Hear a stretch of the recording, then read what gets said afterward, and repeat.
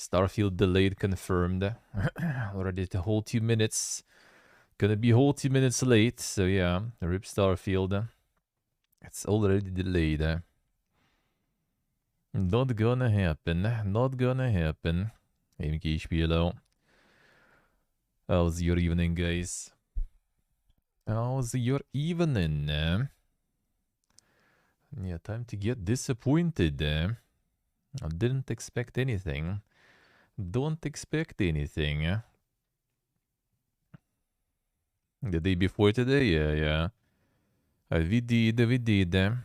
A fiesta, man. This is a fiesta. We'll see. We'll see. What's gonna be about that one? Quite the clown fiesta, man. Game's just disappearing. We'll see. We'll see. Yeah, it'll be kind of weird if they just, just flush the Steam page with so many wishlists, dude. Just weird. Just weird.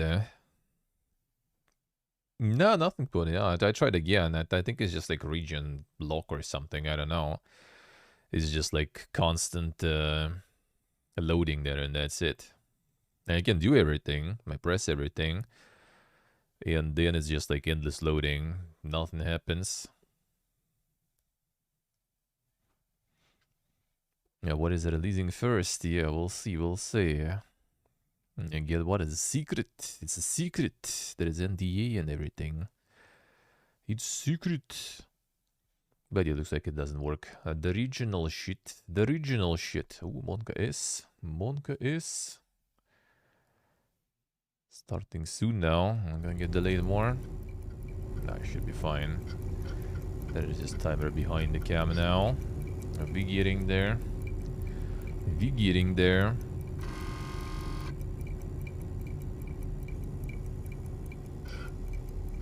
No, I didn't refund the invite that you sent to me. Let's see. I mean, maybe it will work. I don't know. Doubt it though. Dragon's Dogma confirmed, yeah. And the insane production, man. But they're manually moving those. Imagine.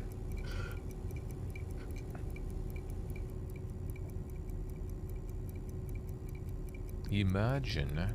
There we go. It's time. I'm just gonna drop some maybe trailers. Nah, that'll be too good. That'll be too good. It's Forza time, I guess. I guess I'm just gonna do everything a little bit. A little bit of everything.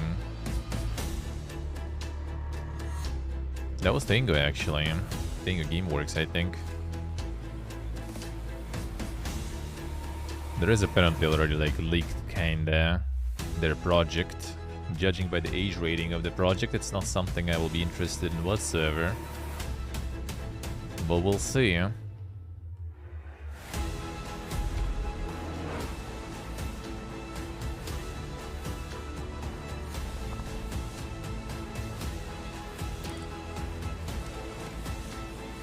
The epic intros.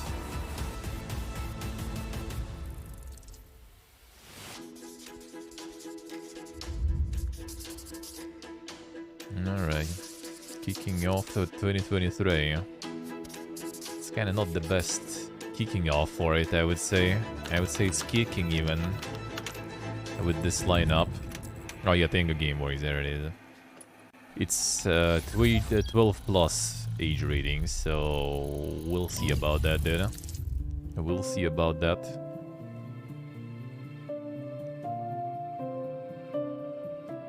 Hello, I'm Dennis Reese, executive producer of Minecraft It's not that there's already the name of the game and everything and rating of that game. I mean, we don't need to know exactly what it is. Multiplayer experience for the game.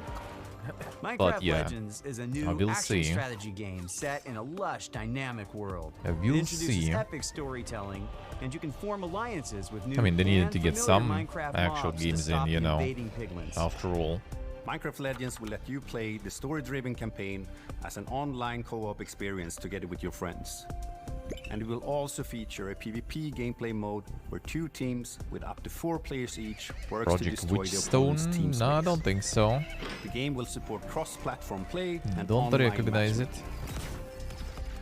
In order to create the best possible experience, we've partnered with Blackbird Interactive to develop the game. And it's been wonderful to see their commitment and focus on the Minecraft universe. It's so much fun to be working with Mojang Studios on Minecraft Legends. Here at Blackbird Interactive, we have a talented team of developers who are using our background in strategy games to bring a new and exciting experience to the Minecraft universe. We're super excited to share more details about PvP gameplay. Minecraft with insane PvP-ness. There are some really cool features that make PvP unique. First off, players share their army and resources with their team. This means that individual players aren't able to win on their own. They must cooperate to be successful. Communication is really important, and you can sort of really tell the teams that gel together because they naturally form roles at the beginning of the game, and as soon as we start, you're off Communication, collecting, ooh. I start building. Yeah, We already sounds we have our dank. favorite roles, but we change them up. Also, the world in PvP is procedurally generated, just like it is in campaign. This means that each PvP session is different than the Yulia last. Bocharova, I see how it It's is. different every time you play. Depending can on hear- how I can hear the map is accent too. generated, where the valleys are, the mountains are, where the secrets are, you know, where the towers are. In Minecraft Legends, the piglins are an ever-present threat, and this includes PvP. The piglins are on their own side. They're trying to kill both of you at the same time.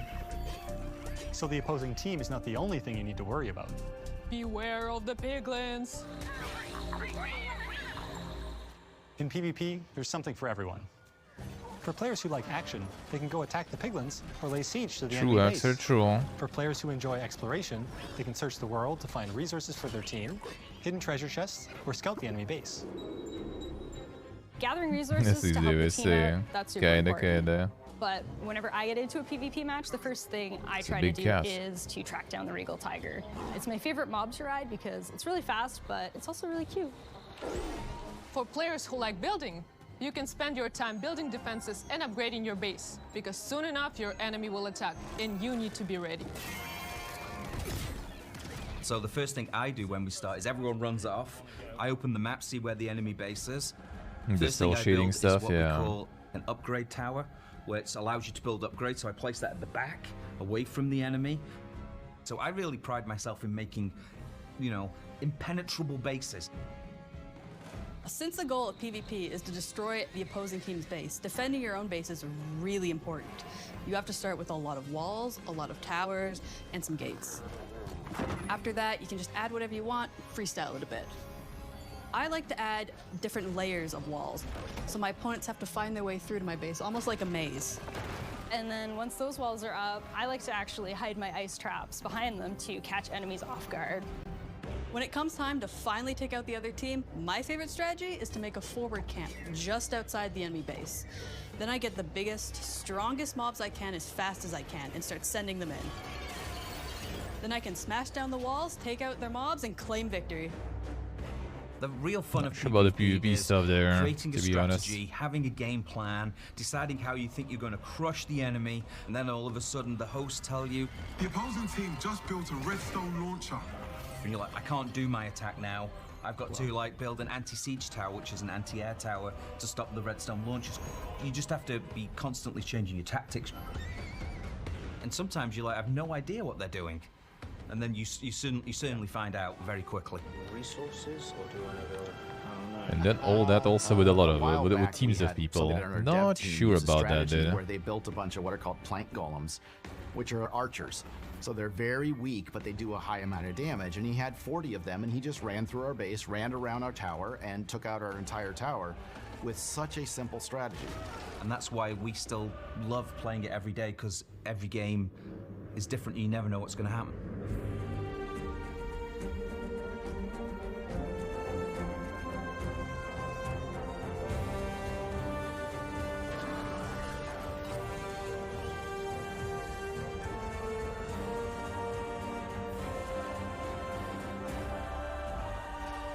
Multiplayer gaming is presented like that, yeah. I think that'll be more interesting with some sort of like single player campaign, to be honest. With some scripted stuff. Otherwise, it's gonna be just like some sort of meta or something probably going on. Or you're just gonna, like, you know, suffer with Pipiega team. Or your enemy gonna suffer with Pipiega team.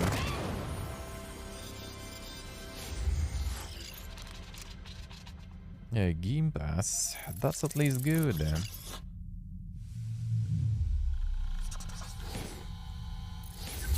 Yes, they're gonna announce like all the dates and everything for everyone. Alright. Alright, now I sleep. Now I sleep.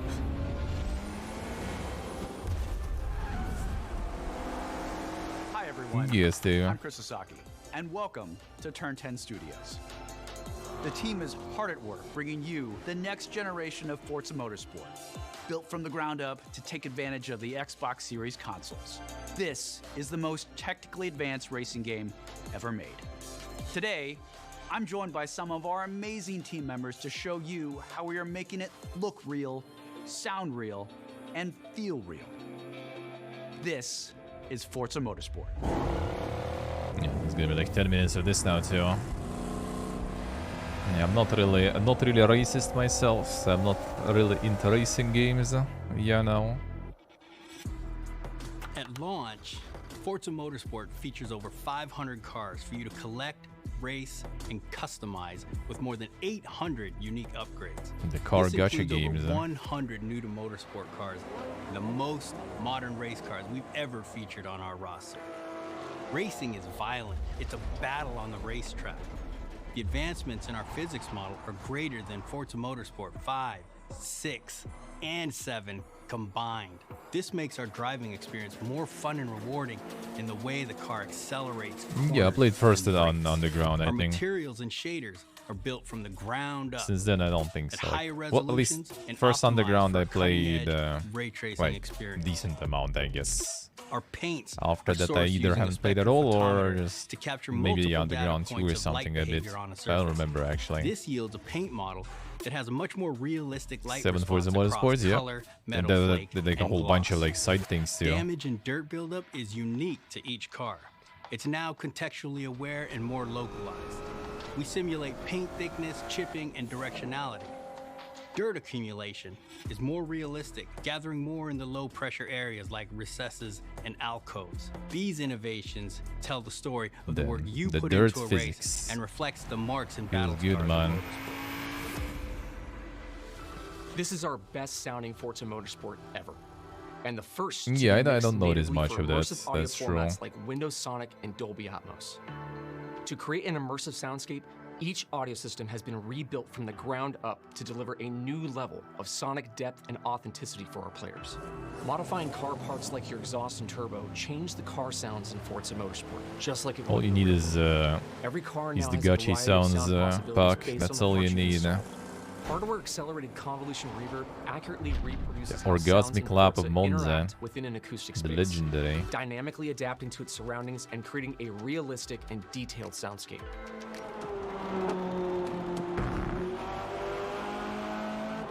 New features like our regional track announcer It's just system like farting and sounds improved in it. tire and suspension audio bring a new level of realism to the game. Hear Forza Motorsport like never before. Every tire squeal, every engine, lap after lap.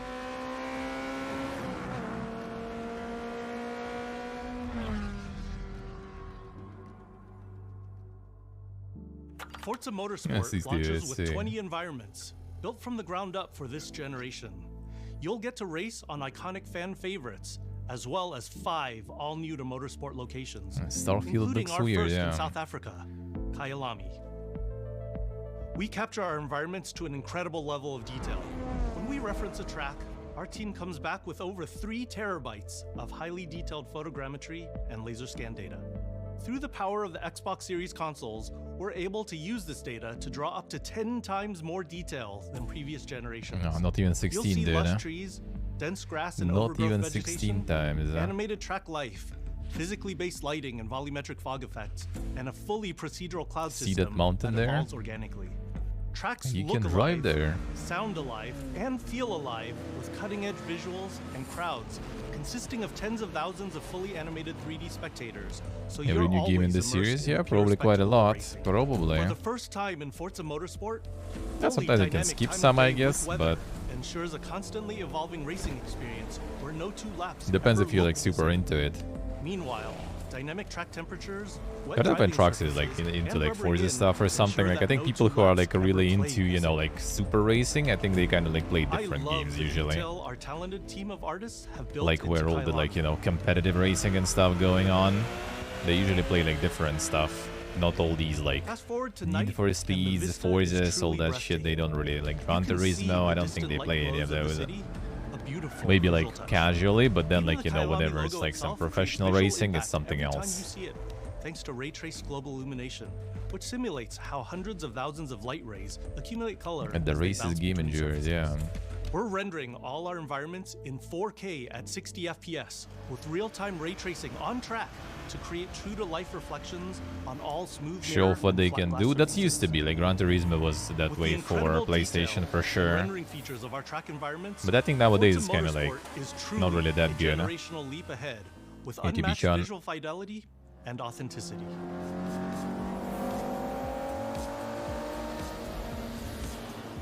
It used to be kind of like good flex, but Forza nowadays I Motorsport kind of is feel not back. exactly. And it's our most comprehensive game ever, with over 500 cars and 20 environments, with more new race cars than ever before.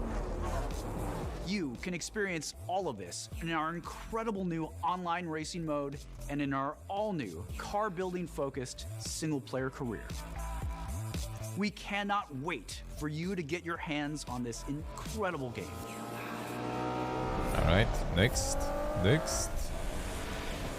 Come on.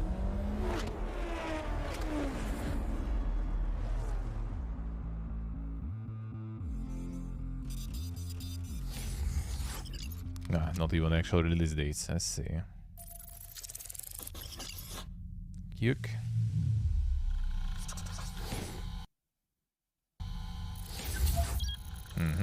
Not even for the final. Alright, let's see.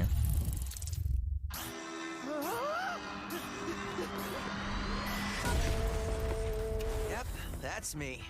And you're probably wondering how I ended up here. Well, it's pretty standard. No, please. No. Check this out. Music player in my chest. It's powering up my new robot arm. Whoa. It's making everything sync up with the beat.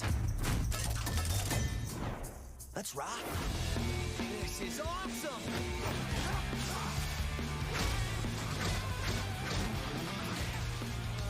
That's the defect. What in the hell am I looking at? The name's Chai, not Defect. Is this the guy?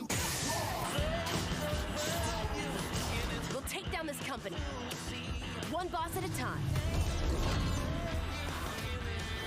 Just so you know, they're insane.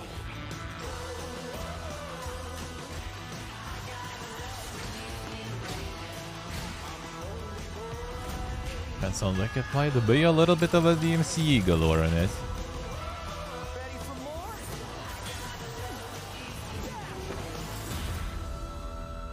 The Hi-Fi Rush, yeah. Rockstar. Future Rockstar. Alright, this like another I'm like Shinji the Mikami, studio head at Tang Gameworks. Thank you for all your support over the years. And I'm John Johannes, director on Hi-Fi Rush. Chill out. It'll be fine. Power forward. まあね、このゲームを僕が作ってたら、もう全然違うゲームになったと思う。Yeah, no こういうゲー surprise. ム Huh? がね、生まれて本当に良かったね。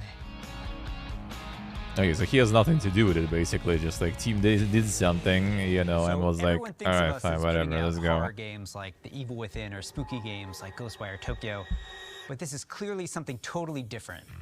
And if this game hasn't already leaked, fingers crossed, we hope it's a pleasant surprise. Well, I mean, it did leak, not exactly the fully what it is, but the name and everything else. 新しいものができて、未だにワクワ Didn't クしてる。 expect it though, not gonna lie. でもチームもみんなそう思ってますよ。So we've been waiting for this for a long time. So let's jump in and explain exactly what Hi-Fi Rush is. I'm not sold on, again, another super talkative protagonist, though. Here, your moves and attacks help create a living soundtrack. That means all your flashy moves, stylish and devastating combos add a layer to the music. The more you flow with the beat, the better you can connect your attacks and abilities. You are in total control during combat. It's a Metal Hellsinger. Up like an awesome music video. That's Hi-Fi Rush. Emote bubbles. You play as Chai, a wannabe rock star and victim of a weird corporate experiment that lets him sense the rhythm of the entire world pulsing to the game's soundtrack.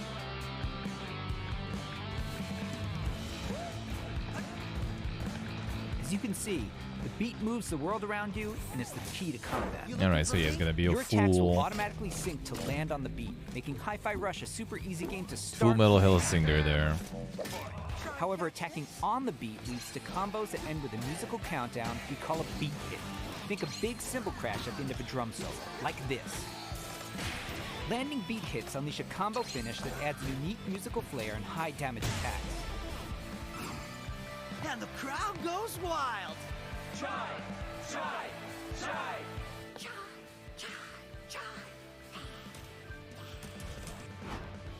Oh, anyone see the guy that did this?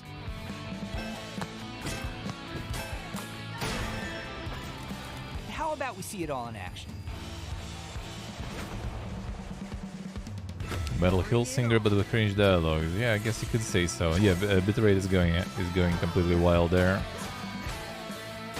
It's like bitrate on my end, and then on your end it gets even more ding, probably. You're never restrained by the music. You can jump, dodge, parry, and attack whenever you want, using whatever attacks you want. It's not about mashing buttons. The key here is feeling the beat. Like multiplying on your end.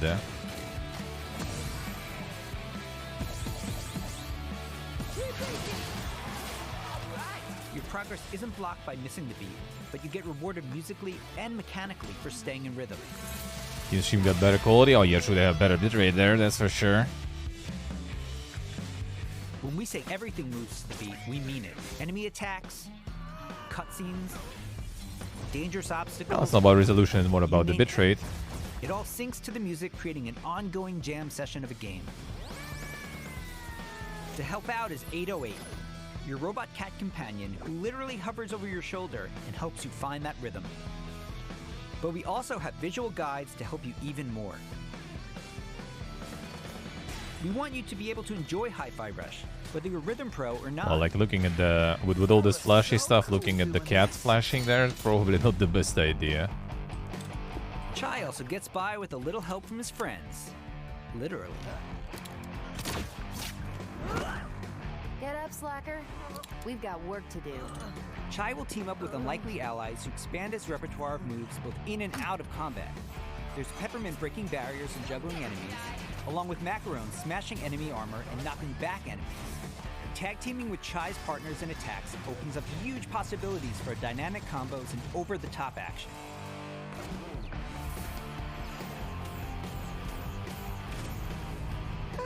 That's not bad.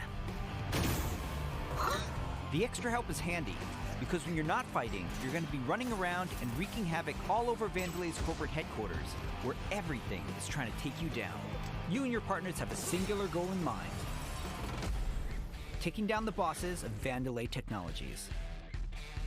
Besides wanting to erase Chai for being a defect, it seems they've got something a little bit more sinister on their corporate agenda. You'll fight through each department to take them all on, each level with their own musical spin on the rock genre. And then we have a showdown. So let's get ready to crumble. Boss battles are climactic set pieces, varying from straight-up fights and musical minigames to chase sequences. Custom choreographed to licensed music from amazing Prodigy and stuff, them son. Oh, that's a DMCA galore, dude. That's for sure. Hi-Fi Rush is like nothing we've made at Tango before. The 9-inch nail. I kind of doubt they got some new license tracks for this one, so it's probably just DMC galore. It's amazingly satisfying to play.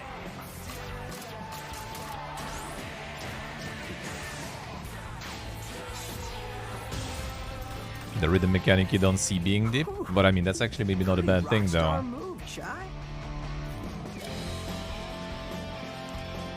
But I think exactly what they wanted to go for. Like they didn't want to do it like too much on the beat because that's already making the game too niche.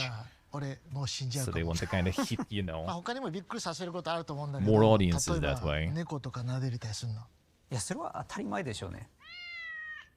いや、でももう一つのサプライズはありますよ。まあ、これはジョンのゲームだから、ジョンからどうぞ。So, not only were we super psyched for you to play this, we're happy to tell you that you can play Hi-Fi Rush tonight. Not a demo, the full game. Seriously. It launches on Game Xbox Pass. and PC a few hours after the show, and yes, it'll be on Game Pass as well. Let's see. We hope you enjoy playing it. 合ってた? Yeah, good. Super psyched. Play now, yeah. You looking for me? Get him! Mind if I join?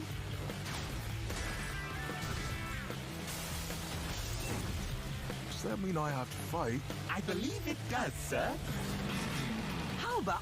It's Look Friday secured. I think this week first Look Friday is already quite loaded, actually. This is entertaining. You're going out with the trash. Here's your Project Armstrong pass. And welcome to Vandalay campus. Yes! Already out, alright.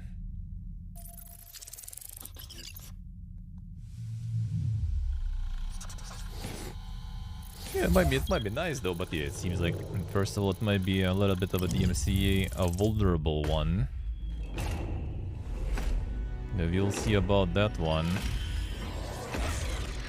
Elder Scrolls time.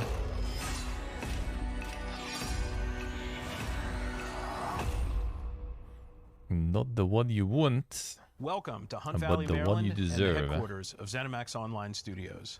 You just saw a cinematic teaser for the Elder Scrolls Online's next chapter. I'm pleased to reveal ESO Necrom, which will launch in June and is shaping up to be one of the best updates to the game ever. Damn, If son. you watch the teaser closely, Loud words, you saw huh? that Necrom will include one of the most requested features in ESO, a new playable class called the Arcanist. It's only our third new class since launch, and we know you're going to love it. The Arcanist wields magic influenced by forbidden knowledge and has unique abilities never before seen in this world. Of course, the experience of exploring a new area of Tamriel is the heart of every ESO chapter. Necrom will unfold in Eastern Morrowind, not seen in an Elder Scrolls game since 1994, where you will meet new characters and enemies, reunite with some old friends, and explore a story based around the return of a well-known Daedric prince you just might remember from the Dragonborn Skyrim DLC. For those of you new to ESO, we release a new expansion called a chapter Morrowind every sounds year. interesting, at least. Chapters are essentially standalone games in ESO that let you adventure in a new region of Tamriel. But you don't have to wait for the Necrom chapter to jump in. We've got so many amazing experiences you can enjoy right now. If you love quite a games lot. like Skyrim Quite and a lot. Oblivion, you'll feel right at home amongst the thousands of stories unfolding across every region in ESO. And as anyone who's played a classic Elder Scrolls game knows, it's all about those feelings when you're fully immersed in the world. Remember that feeling when you first encountered a dragon? We've got an entire province that's overrun by dragons. Or questioned if you were capable of taking down a frost troll in Skyrim? Try it for yourself in ESO. What about the moment you visited a city in Morrowind that was built inside the shell of a giant crab? For the Oblivion fans out there, how about another chance at taking on the colossal Daedric prince, Mehrunes Dagon?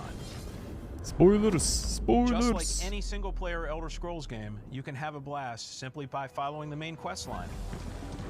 Or seek out lore and learn more about the world. Become a craftsman. Let's Go see what fishing. they say. Decorate and furnish your home. Customize your character. Play it like an action RPG. And when you're ready, you can easily engage in one of the best open world PvP systems. Run dungeons co-op with your friends for great loot. Or just join a guild to chat with others. The possibilities in this virtual world are endless. New players will immediately feel right at home because our community is one of the most, if not the most, welcoming on the planet. We invite everyone who has not yet experienced ESO to give it a try and create your own stories in our shared world. There's no required subscription and thousands of hours of content to dig into, solo or with friends. Explore nearly Personally every invited corner of us, Tamriel with no level restrictions. It's magical being able to travel almost anywhere you please from the moment you enter the Geek up world. about the insane PvP experience. ESO is alright. available on PC and Mac, in addition to previous and current gen consoles, The Giga including a purpose-built next-gen version for the Xbox Series X and S with high-fidelity graphics and enhanced performance modes. An added bonus for Xbox players, it's on Game Pass. And starting today, for a limited time, we're making all past chapters available to explore for any player, so everyone can test drive all of our adventures, including our take on Skyrim, Morrowind, Oblivion, and much, much more. At ZOS, we have so many passionate and talented developers who continue to add to Elder Scrolls lore by producing handcrafted, epic adventures, and I'm immensely proud to be a part of it. Believe me, we have tons more to share, and I can't wait for the team to show it all to you. Join us after this show for the 2023 ESO Global Reveal, where we'll go deep into all things Necrom. Yeah, you can watch a little bit of that too. Up See is the you in trailer Tamriel. and stuff. Why not?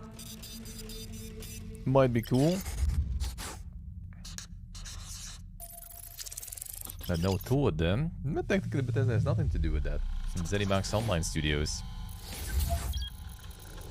So it's not even Bethesda really. Alright, here we go.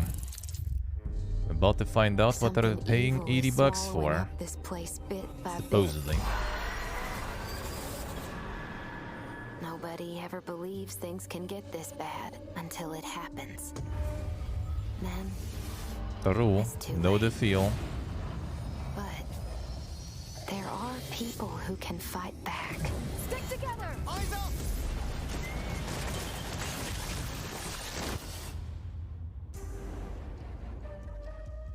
Welcome to Redfall, Massachusetts, where the calm seas and sunny skies have been eclipsed by a legion of vampires. Redfall is a story-driven shooter at its heart, which can be played single-player or co-op with up to 4 players. Choose Yeah, your trying hero, to push each for with their more own unique abilities, single-player and form the perfect vampire accent slaying now. squad to take back Redfall's Especially that healer single player, probably very good. At Arcane, we make games where the world itself is as important as the characters. Yeah, they said it's not level for that. With Redfall, They actually compared we take it an with exciting step Stalker forward, building a lovingly and detailed some other open game. I world forgot to exactly. deliver our largest setting ever. Every inch of our open world is carefully handcrafted and packed with environmental storytelling. Explore the Far Cry streets of a co-op, quaint yeah. island town, from the once bustling downtown to the haunted forest to the decimated seaside boardwalk and gorgeously detailed landmarks. So then they kind of realize that people don't really want any But of it's that, not you all know, danger all the time. co-op There are only safe shooting. places on the island where you can rest So they up, started chat with shifting it survivors, and towards like a resupply. little bit more story-driven Here we're at the fire station, one of your with home single-player bases. options. This is one place you'll receive missions from survivors. There's something I need you to do. The old lighthouse in the bay. Here's the It's been towers used for already. over a century to keep boats away from the Ubisoft coastline. confirmed. If we turn it back on, it's a warning to anyone trying to come to Redfall right now. Easy, right? Well, the lighthouse keeper's a real asshole. Joined up with those cultists and took the damn lamp with him. Go on, Bert. Here's a vampire known as the Shroud. Shrouds blanket the area in darkness, disorienting their prey. That didn't They look hurl really lethal disorienting. projectiles and can even shift through the floor to avoid damage. I guess it can be. Quite a big range though.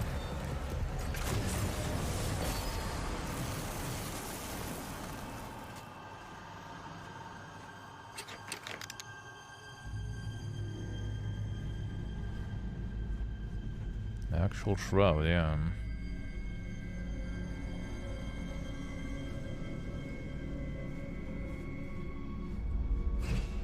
And Dead Island, I guess in a way. Yeah, you don't really take this like scary stuff already even that seriously knowing the rest of the games, to be honest. Maybe some glowy loot. I see. So they put some of that in. The horror elements. The Stalker and Bloodsuckers there. Bugging out. And this time literal Bloodsuckers. Not a single zany comment from the character, yeah. That's actually nice, the quiet protagonist, dude. That's a rare one.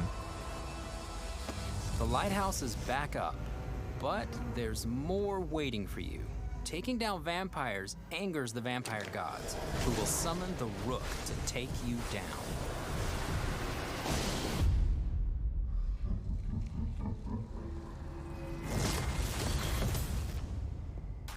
There's some boss Let's fights transition there. to what you'll find outside of the main story missions. There's so much waiting for you.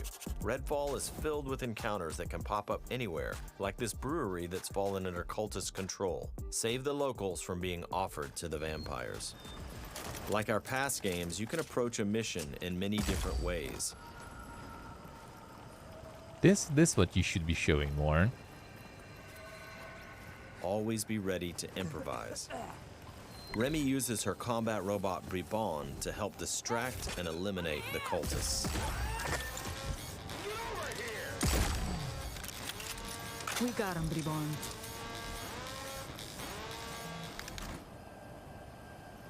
It's quite a distraction there.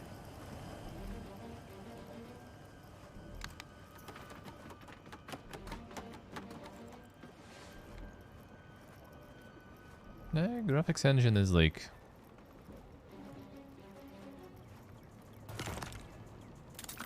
Like the graphics, the visuals look kind of generic. Abilities and stuff, pretty cool though.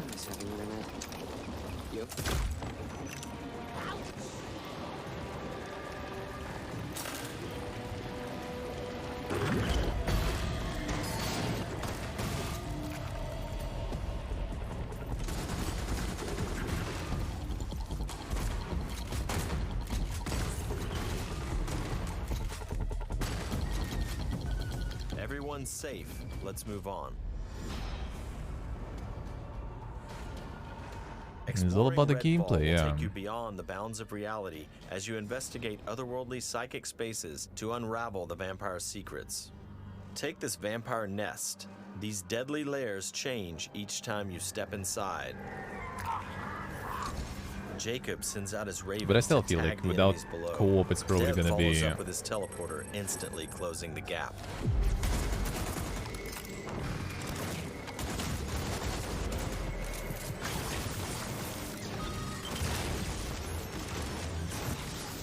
Even though when co-op starts, it just kind of loses all this, like, you know, different approaches and depths and everything. It's just kind of, let's To go. destroy a nest, you have to take out its heart, and all of the vampires willing to And just die to shoot the protect stuff and everything, and it doesn't have any oomph to it. I woke them up. Just one bite.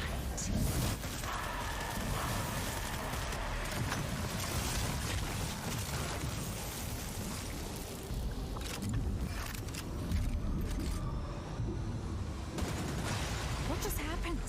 Now escape the nest before it comes crashing down. It'll collapse any second.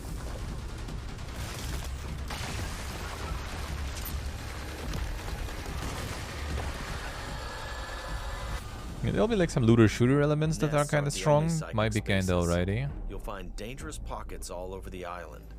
It's all vampire turf, so tread carefully. So I guess guns look so kind of, I don't know, uninspired just because they like made them as more Redfall like, won't truly be safe how do you until say, the vampires are wiped from the map. Outside the main story, flexible, I guess, for is to different take back cosmetics. Redfall Seems like, neighborhood by since you can customize them, looks like, Find or safe houses hidden put all over skins the on. island, and then work your way up to the vampire controlling the neighborhood. To reclaim this neighborhood, you'll have to defeat a powerful vampire called the Siphon. Whether you dive in solo or with friends, each hero can take on any situation. Each brings powerful, unique abilities to the fight, and the upgrades you choose change how they play. Here, Layla's lift ability can be upgraded to launch teammates for airborne attacks. Upgrade Layla's umbrella ability with bullet hail to absorb enemy bullets and release the energy back at them.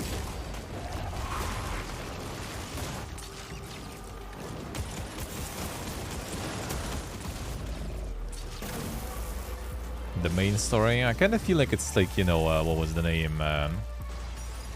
There are many ways to customize your hero's ability tree to match your playstyle. Nighty-night. From Running with Scissors, what was the name of that one? Let's get some light on the Like also co-op shooter and everything.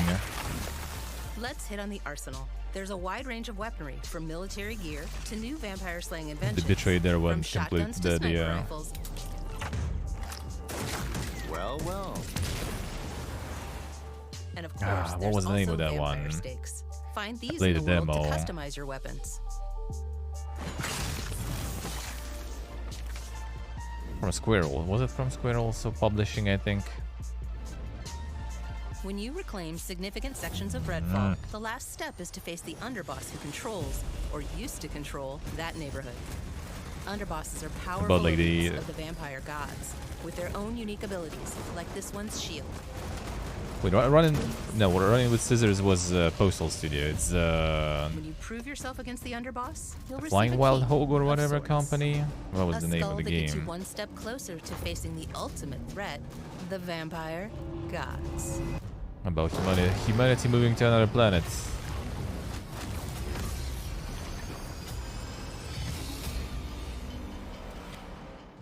Thank you for visiting Redfall.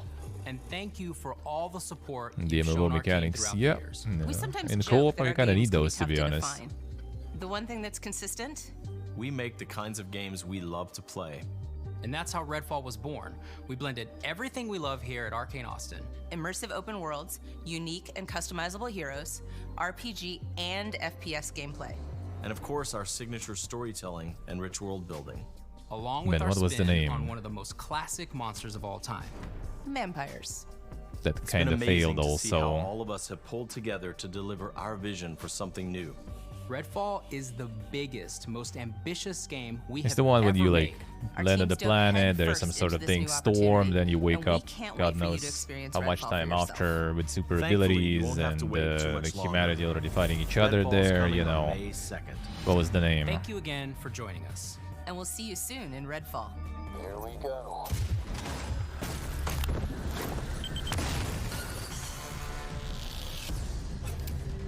Just looks boring. Well, I mean, with this one at least, they kind of like, I don't know, like made it look a little bit better. Still, yeah, still not sold on it. Yeah, this one May already was leaked before. So that's confirmed. Yeah, with the Game Pass and stuff too. Well, Game Pass gonna keep it like float and alive for sure. Now it's gonna be the ESO stuff now. Wait a second, what was the name? It was on Game Pass, but maybe they removed it already. There we go. 3, 2, 1. Playing Wild Hog Studios. Was it? Hello. Yeah, It's it was. so much fun to be working with Mojang Studios That on Minecraft Legends. was.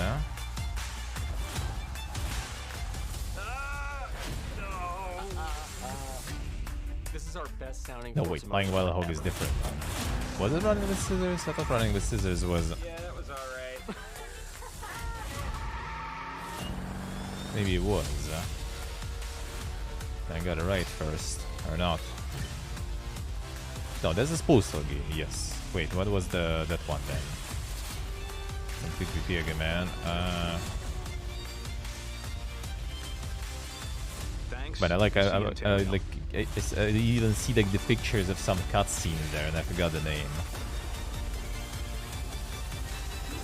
Let's see, where is your... Your game is there. Brother. What is this?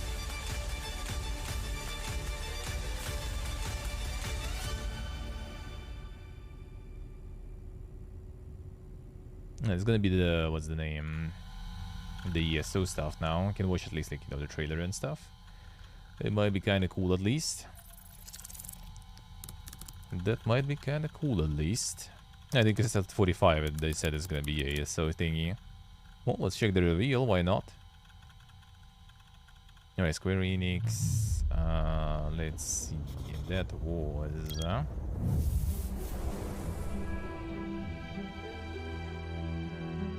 Was it their section? I thought it was.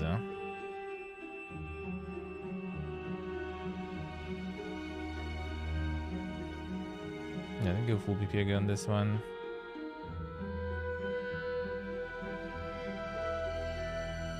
Really? It's cool. The co-op game.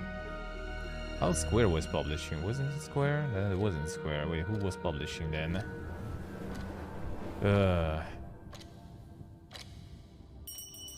Hello there, traveler. Welcome to Quincy's Tavern. My name is Quincy, and I have the privilege and honor of providing tonight's meal while we patiently await for the 2023 ESO Global Reveal. 5 minutes, alright. I hope you're hungry, because tonight we have a special treat for you. I was thinking we would do something slightly rustic yet filling, but also with a more refined presentation for the veteran adventurer such as yourself. I had ingredients from all across Tamriel brought in for tonight's special occasion, and I'm so excited to spend some of this evening with you tonight. Gonna get some of We that do have a few Elder moments Scrolls before the cooking global book reveal soon. officially starts, I so get that one. how about a snack? I have just the thing. Cabbage biscuits with these bits of bacon all throughout. Perfect with some butter and jam. So nice. Sound good? Wonderful. Let me show you how to I'll make find it. I'll find it. Is it already a cooking book? Yeah, I even know that already. So we sure gonna make that. Sure gonna make that. I already got that one.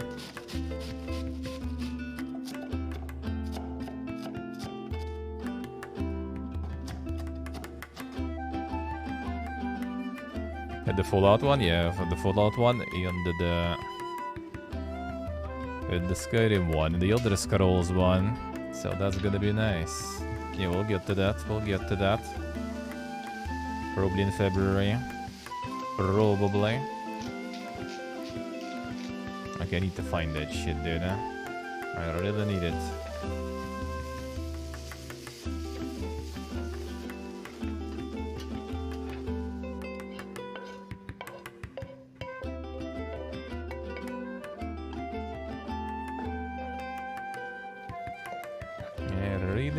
Them.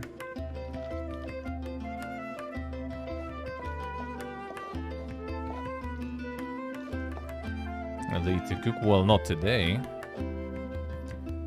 but yeah, there is one here. There is one here for you there. You can watch that at least.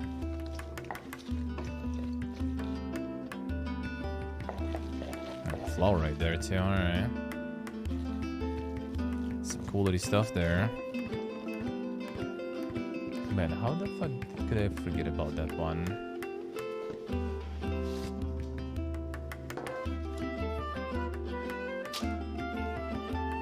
Was it 2020 then?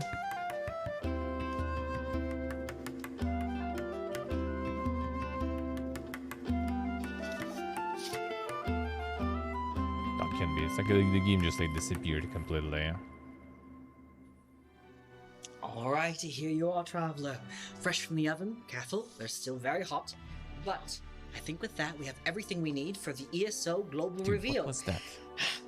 I'll go get us some drinks. You don't go nowhere. Kind of like to your heart's content. Thank you for joining us tonight on this epic adventure. Enjoy.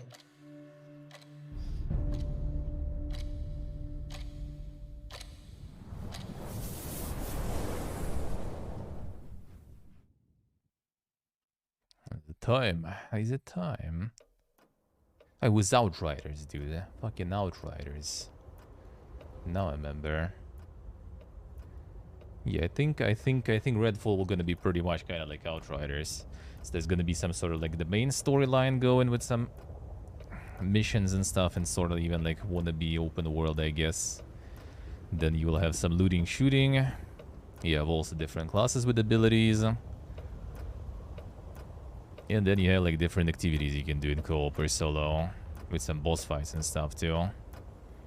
So that probably might be something like that. And then you can, I guess, like redo some of the missions to farm some more. And that's why they mentioned like the main quest and everything. Maybe.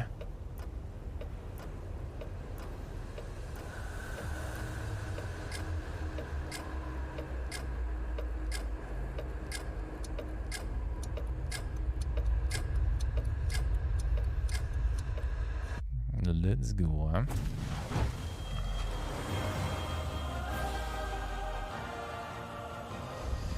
Welcome to the Elder Scrolls that ain't Online told, but 2023 still, Global Reveal. not too Whether bad. you're coming from our developer direct or just joining us now, we've got an incredible show today. Earlier today, ZeniMax Online Studio Director Matt Farrer shared some exciting details on the Elder Scrolls Online's next adventure. Uncle Pete, That the includes one discount of the code, most yeah. requested features from the ESO community, a new playable class called the Arcanist. Matt also revealed that the new chapter, called Necrom, will take you back to a familiar location in Tamriel, Morrowind. And while there, you'll run into a familiar face, a well-known Daedric prince from the Skyrim Dragonborn DLC. That's just a taste of what's to come. We've got a lot of ground to cover, so let's get started. Once again, it's my great pleasure to introduce the Elder Scrolls Online It could be like one of director the- and my friend, Rich Lambert. One of the versions. Good to see you here. One of Yeah, the like it's so great to be subclasses. back. Skill Talk with you trees. about all the new fun things the team's been working so hard on. I can't wait to share it with you all. All right, it's time to talk Necrom. Are you excited? I'm thrilled for this year. We're going to be exploring a new story and theme centered around the Dark Elves and Hermaeus Mora. The best way to describe this story is Shadow over Morrowind. But before I go into any more detail, we've got a great way to introduce you to the mood and feel of this arc. It's Elder Scrolls meets cosmic horror, and I can't wait for you all to see it. Well, they don't have to wait any longer. This is the Elder Scrolls Online Necrom. And we got some Warcraft Old Gods there.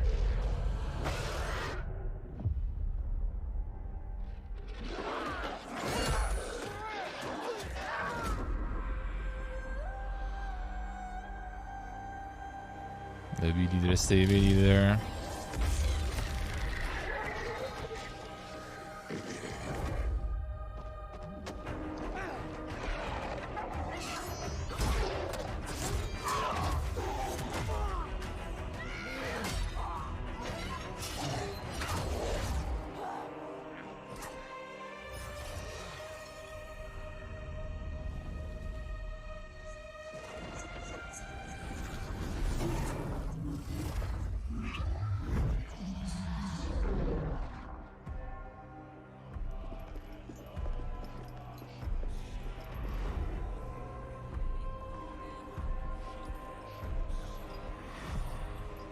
Shadows over Morrowind then. That's some Cthulhian stuff.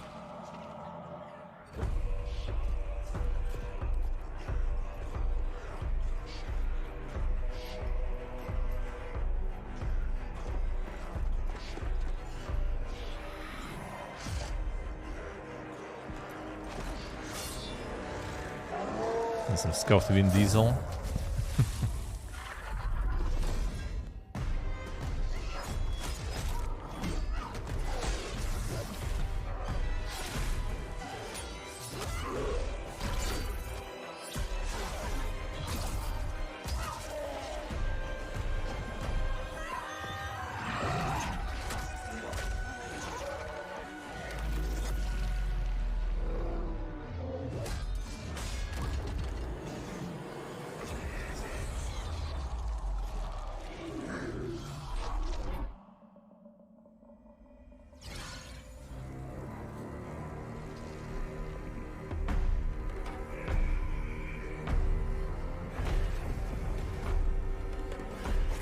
Are we to think?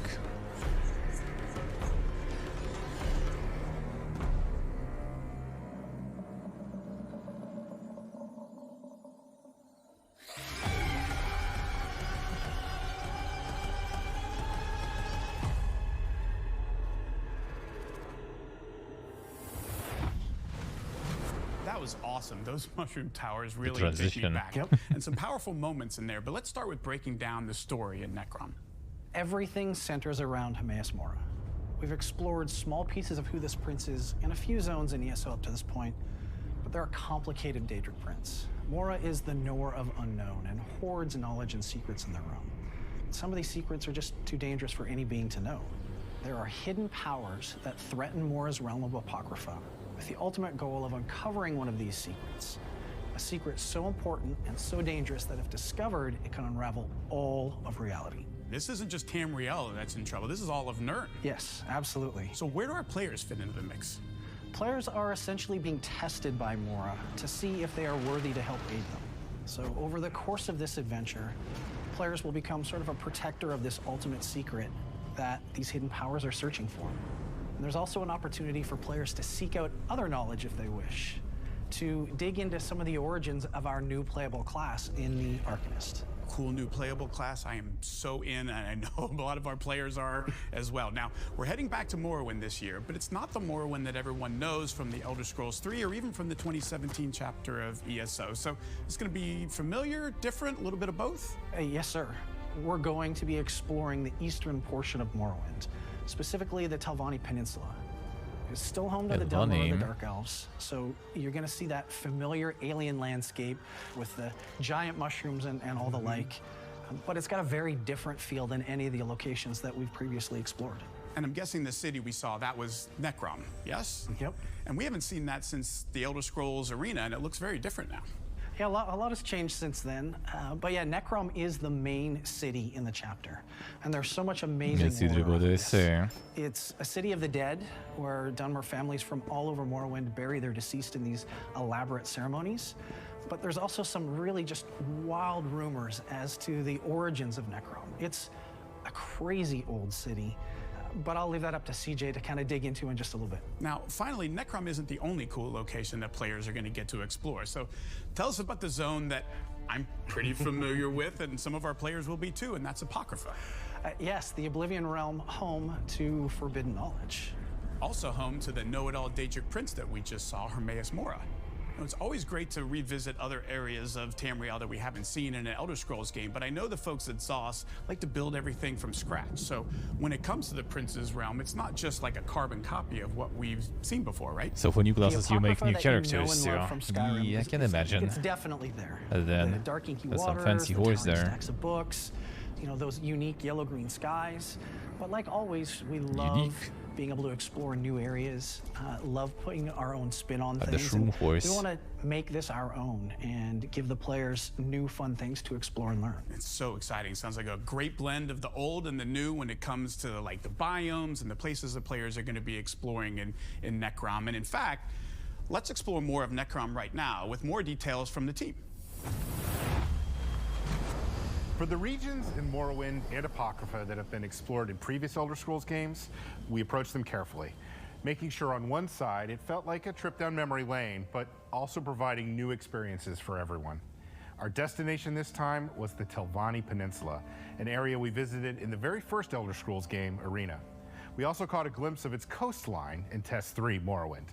This is the first time any game has returned to these lands in almost 30 years, and we were really excited to bring them back. The giant mushrooms and distinctive fungus-covered Telvanni towers are back, of course.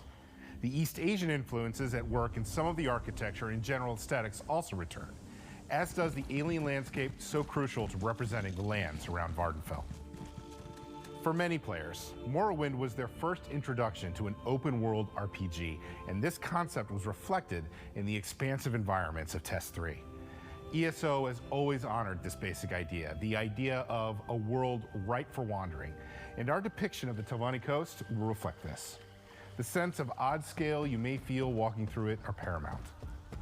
In terms of differences, we've crafted a modern view of the city of Necrom, not seen since 1994.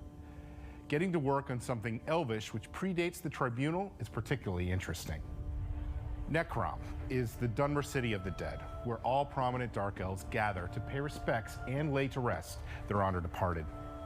Yes, Lord they've Vivek, actually. known as the warrior poet, spun some wild stories about the city's foundations, which may or may not be true. Sure. But what's definitely true is that the Dark Elves have a particular reverence. Oh yeah, for you the can city like playing in and the its past, solemn purpose in right? their culture.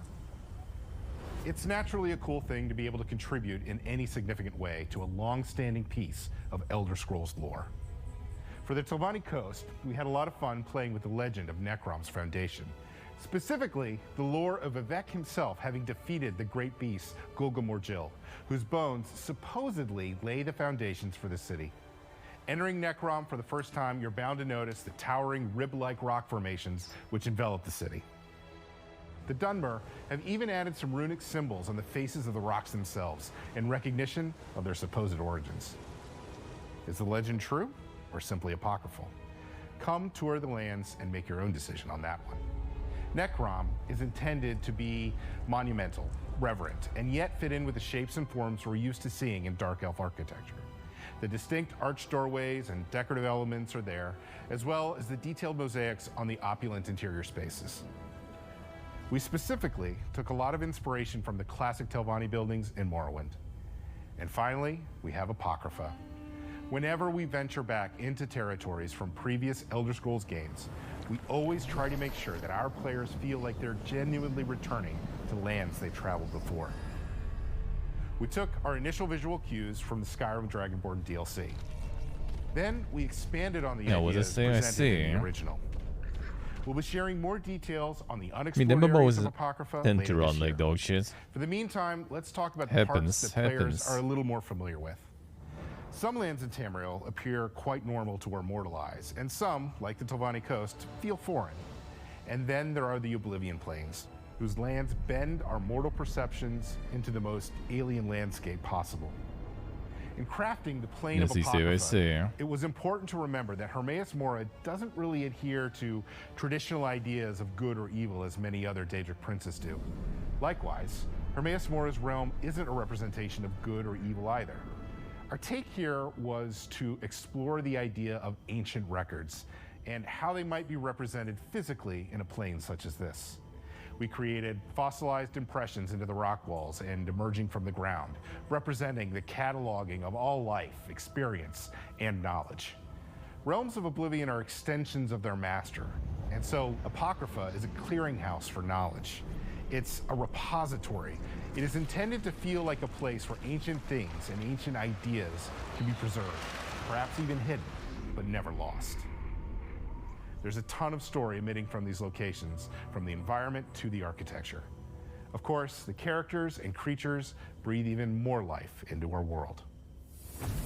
Yeah, wasn't it just the launcher there anyway? When we chose the setting for I have it on Necrom, we knew we Steam. had to deliver a Played it story a that little lives bit. up to this location, and the A team had a little bit. lot of fun bringing this story to life.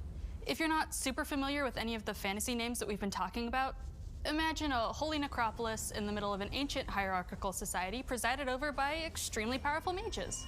Yeah, there's a lot of fun tensions there for us to play with. Necrom remains neutral territory in regards to the great houses of Morrowind. Keeping the City of the Dead neutral means all Dark Elves can appease their ancestors and ensure their bodies are taken care of, even as the Three Banners War rages on. This is incredibly important since the tradition of bringing the dead to Necrom predates the Tribunal and the creation of Dark Elves as we know them. It's an integral part of the Dark Elves' cultural identity.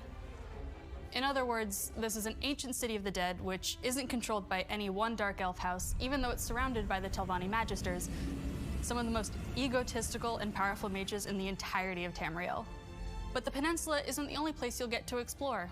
As a writer and certified library nerd, I'm so excited that this year we get to take you to Apocrypha for the first time since the Dragonborn DLC. You'll be accompanied by Laramil the Wise, a powerful mage who works with Hermaeus Mora, the Prince of Forbidden Knowledge. Notice I said with and not for. Laramil doesn't worship Hermaeus Mora. They have a working relationship that's built on mutual respect. As much respect as Hermaeus Mora can have for a mortal. See, mortals don't really survive in Apocrypha for a long time. Knowledge is enticing, but you'd be a fool to assume that it's harmless. And the sheer amount of information there tends to melt mortal minds, mangle their bones, contort their flesh, and turn them into terrifying creatures called the Hushed. Some books are lifeless collections of paper, totally safe to pick up. But others house tome shells, small Daedra who live between the pages of Apocrypha's first editions. They may not necessarily attack you, but if you've ever picked up a shell on the beach only to discover that there was a hermit crab already living in it, then you know just how surprising a tome shell can be. Tome shells and hushed aren't the only denizens in Apocrypha. No, Apocrypha's guardians lurk around every corner. Seekers attend to the vast library, while lurkers wait beneath the inky waters to dissuade any stubborn researchers from discovering Apocrypha's more dangerous secrets. It's best to be sure that you're really alone before you pick up some light reading. You'll even meet a clanless Dremora called Torvasard, who refuses to let the secrets of Apocrypha remain undisturbed. Torvasard's motives are as mysterious and complex as his allegiances. It's really hard to tell if he's friend or foe. This chapter isn't all about exploring crypts and making friends with eldritch horrors. There's a dark threat coming for both Apocrypha and Nirn. Vampire mercenaries known as the Dusksabers prowl the Tilvani Peninsula working for Magister Shelreni Barrow. Shelreni seeks to climb the ranks of her house by any means necessary, even working with anyone who will give her the power to achieve her goals. Not everything will be hidden and mysterious, though. If you've played ESO before, there are a bunch of familiar faces for you to find throughout this chapter.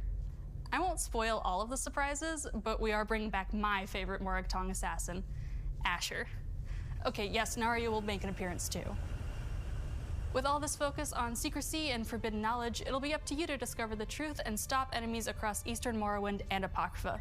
Gonna get Good companions into dungeons. Insane. Hey everyone, we're excited to let you all know that the Elder Scrolls Online Necrom is available for pre-purchase right now. While the chapter will launch on PC, Mac, and consoles this June, we've got plenty of reasons for you to pre-purchase and jump into ESO today. If you're a new player, someone who hasn't played ESO in a while, or you still need to pick up some of our previous chapters, you'll want to go with the Necrom Collection. Either version, the Standard or the Deluxe Collection, grants you instant access to 6 of our previous chapters and the base game. And you'll of course be able to access the Necrom chapter once it launches in June. That's hundreds of hours of content all in one package. We like to refer to it as 8 games in one, since each is like its own standalone Elder Scrolls adventure. And keep in mind, you can play these in any order too. For current players, we're offering both standard and deluxe upgrades, which will provide you with the latest Necrom chapter. No matter what version you pre-purchase, you'll receive these items. While some will be unlocked at launch, everyone will receive this unique mount immediately. For a limited time, if you pre-purchase Necrom, you'll also receive this matching pet to go along with the mount that Jess just mentioned. Coming with the Deluxe Edition is this new Apocrypha-themed, one-of-a-kind mount. That's in addition to other pre-purchase items that come with the Deluxe Upgrade and Collection. Separate from our pre-purchase offering, but just as cool, is the Hermaeus Mora Collector's Statue that's available for pre-order at the Bethesda Gear store. That looks pretty good. Be sure and secure yours, along with some awesome ESO merch, because right now, for a limited time, we have a flash sale running. Any edition of Necrom also unlocks the new Arcanist class at launch, and we know you've been eagerly awaiting more information on that, so let's check it out now. All right, let's see. All right. We've waited long enough. Rich, it's Arcanist time. Spill some details. Where do you want to start? You know, this has easily been the #1 most requested feature from players since the Necromancer back in 2019 with Elsewhere. Well, I mean, why don't we give the players a little bit of the backstory and inspiration behind the Arcanist? The Arcanist is a new way to play and experience ESO. It's the 7th playable class and channels the power of Apocrypha to create ancient runes of power. This weird knowledge lets them do some truly fantastic things, destroying their enemies with runic magic, summoning tentacles from the abyss, healing their allies, and some even protecting themselves from the worst the Daedric Plains have to offer. Of course, what everyone really wants to know is, how do you play the Arcanist? And we've got just the person to tell us. With the Arcanist, we wanted to keep the basic form of the class familiar to everyone, so there's something for all play styles, while letting us be more creative with the abilities themselves. We started off with 3 skill lines: Herald of the Tome, Apocryphal Soldier, and Curative Rune Forms.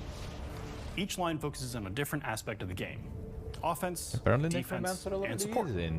Challenge we embrace Elsewhere, is I making said, these right? abilities feel unique compared to previous classes, but not so systematically different that veteran players would feel out of place. I know several of the abilities will leave you awestruck. 2 of my favorite new abilities are Apocryphal Gate and Abyssal Impact. Apocryphal Gate lets you open a pair of temporary portals that you can jump between for extra in-fight mobility, or use these portals for Oh, that sounds like PvP cancer. Abyssal Impact is a bit more direct. It Some has you uncatchable infuse your arm healers with there. unstable magic, transforming it into a tentacular weapon as you thrust forward, damaging and debilitating your foes. I'm also super excited to share that we're doing something very different for the Arcanist, implementing a combo point system. In this system, certain abilities will build points, while others will spend them, giving them an extra bit of oomph Alright, so by kind of rogue enhancing or stuff. augmenting the ability. We're aiming for this to be something that all players can easily get a handle on, so no one should worry that this class will be too technical to play. You can't let too much out of the bag yet, though, so the rest will have to be a secret for now. We're initially coming up with the Arcanist. We had a ton of ideas and inspiration coming from all sorts of places. Movies, comics, classic literature, and both retro and modern games. There was even a handful of anime references. And while we had a lot of great ideas, there was one that led us to a major breakthrough and helped bind everything together, the Black Books of Hermaeus Mora. Now, while this gave us a solid feel for how the abilities should look and sound, you won't necessarily be wielding one of the Black Books. Instead, you'll summon your own tome, in which you've inscribed numerous bits of ancient knowledge that you've gleaned from the Prince of Fate. Think of it like your own cookbook you glance at every so often to spice up your spells. This won't be the only taste of the Arcanist you'll get, though.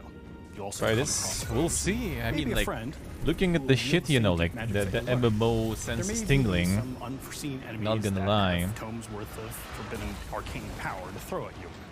This is just the first page of the story of this new class. We've had a ton of fun making it, and we've got plenty more to show you as time goes on.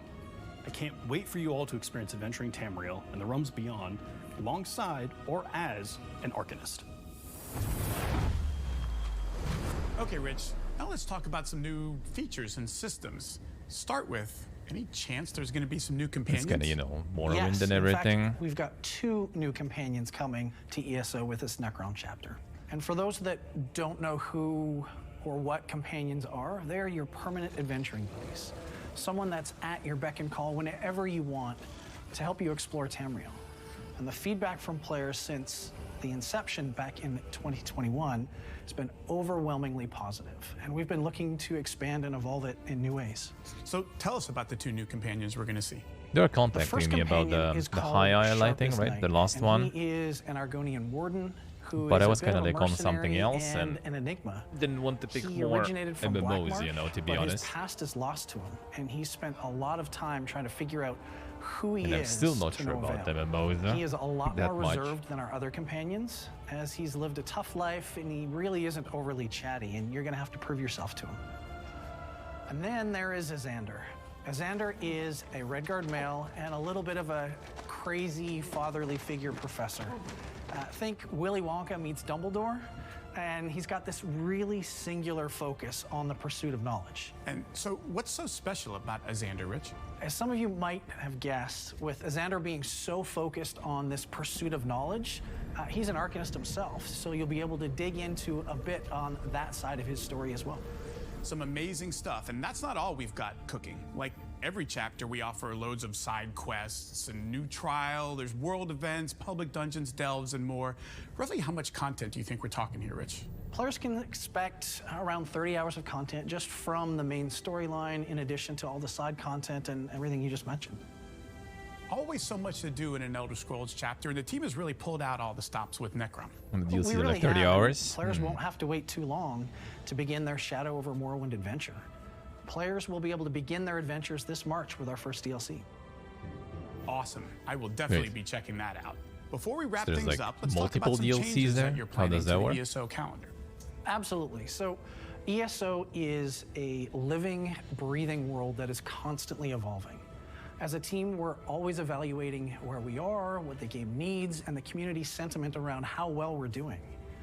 And over the years, we have made many changes based on these evaluations. But one of the fundamental pillars that hasn't changed has always been to create as much story content as we possibly can to try to keep up with our players and their insatiable desire for new stories and adventures.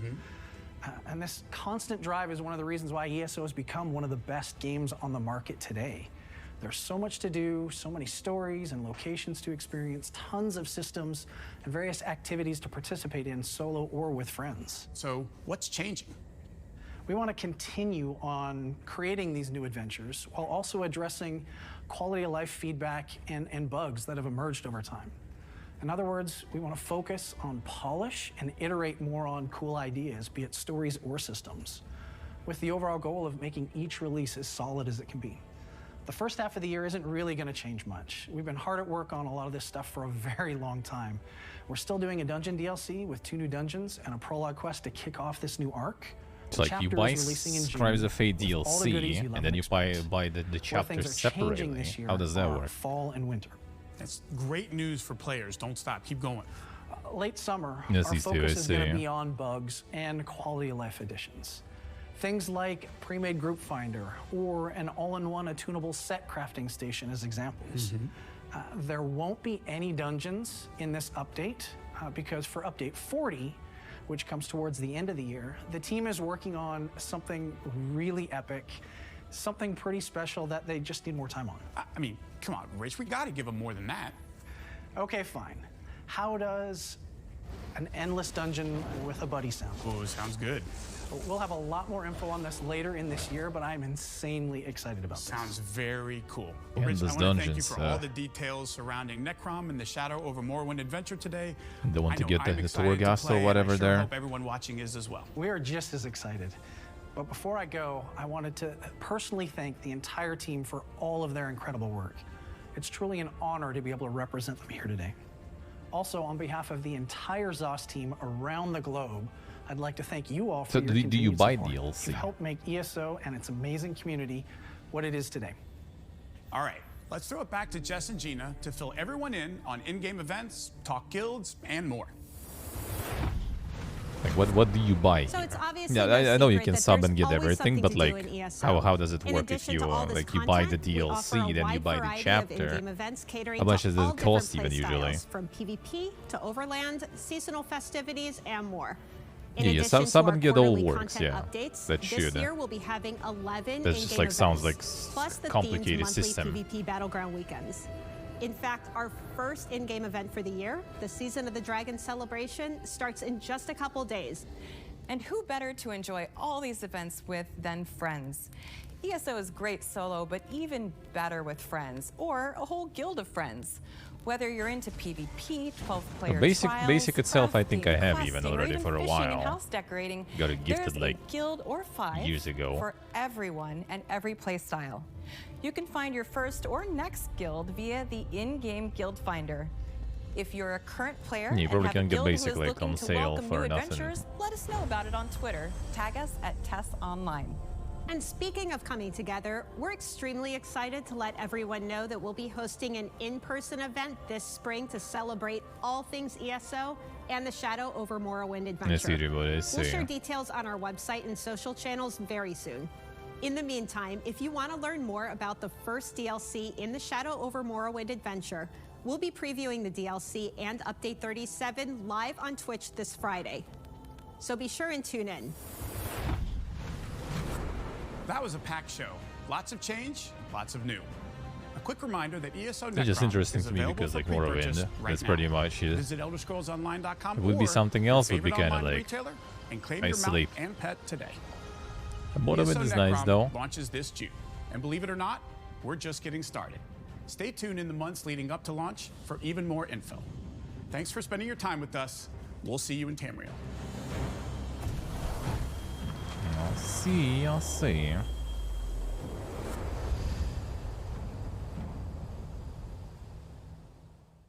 Wait, oh, so $6 is like the pack that unlocks stuff. Let me see in general what they have there. All right. Let's see.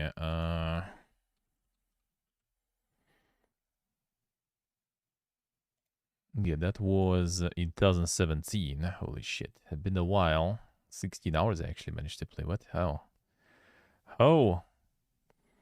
Yeah, I like the base stuff, I think. Can I see somehow maybe there? DLC is just like the regular shit, I guess. Yeah, just the main game. That's pretty much it. And the Tamriel Unlimited, yeah. That's it. That's it. Yeah, there is also this little nuance, you know, potentially.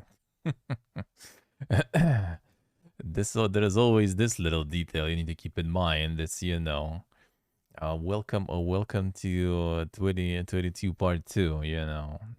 Classic. Le classique. Let me see. There might be the boop sound. I think they did. Maybe I should actually pick that back then, but I was just like, let me see, when was it?